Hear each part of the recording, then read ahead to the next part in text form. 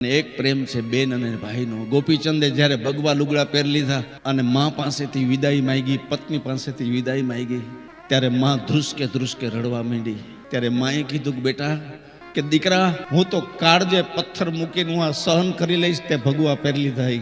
પણ એક પાત્ર એવું છે કે એના સામે તું ઉભો રહીશ તો એ સહન નહીં કરી હગે ને પોતાનો દેહ પાડી નાખશે. ઈ છે બેન. દેશ રે જાજે ને દીકરા પરદેશ જાજે. તારે જ્યાં જવું હોય ત્યાં જાજે, પણ એક માની પ્રાર્થના છે, પણ એ કરે એ ન જાજે બેની બાન દેશ રે ભરતરી. બધે જાજે, બેનની ઘરે ન જાજે.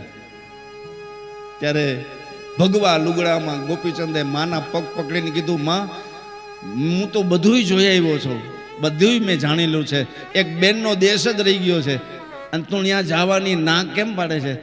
તો બેટા, બધાય સહન કરી શકશે, કારણ કે બીજાને શું, પણ તારી હગી બેન તને આ સાધુના વેશમાં સહન નહીં કરી શકે, એનો દેહ પાડી નાખશે.